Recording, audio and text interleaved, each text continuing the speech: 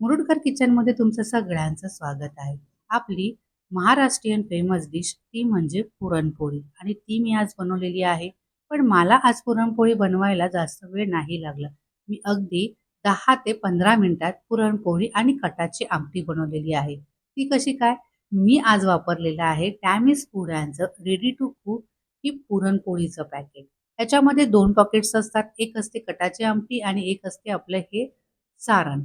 कटाची आमटी फक्त तुम्हाला एका कढईमध्ये थोडंसं पाणी टाकून गरम करून घ्यायचं आहे आणि त्याच्यावर मस्तपैकी हिरवीगार कोथिंबीर टाकायची आहे आणि सारणामध्ये थोडंसं पाणी शिंपडायचं आणि मी हे मायक्रोवेव्हमध्ये गरम करून घेतलं आहे जेणेकरून ते सॉफ्ट होईल. तर बघा कटाची आमटी तर मस्त आपली तयार झालेली आहे. आता पुरणपोळीसाठी इथे तुम्हाला चपातीचं पीठ मळून घ्यायचं आहे. मी थोडंसं गव्हाचं पीठ, मैदा, थोडीशी हळद टाकून हे पीठ मळून घेतलेलं आहे. त्यानंतर मस्तपैकी सारण तुम्हाला ह्याच्यामध्ये भरून घ्यायचं आहे. आपण जसं नॉर्मली पुरणपोळी करतो की नाही सेम तशीच करून घ्यायची आहे. आता एवढ्या पॉकेट्समध्ये माझी 6 पुरणपोळ्या गरमागरम बनून झालेल्या आहेत. तर मी सगळ्या पुरणपोळ्या बनवून घेतलेल्या आहेत. त्यानंतर ह्या पुरणपोळ्या मस्तपैकी तूप लावून खरपूस अशा दोन्ही साईडनी भाजून घ्यायच्या आहे. फॅमिस फूडमुळे पुरणपोळी बनवणं अगदी सोपं झालेलं आहे. तर तुम्ही सुद्धा हे प्रोडक्ट नक्की ऑर्डर करा.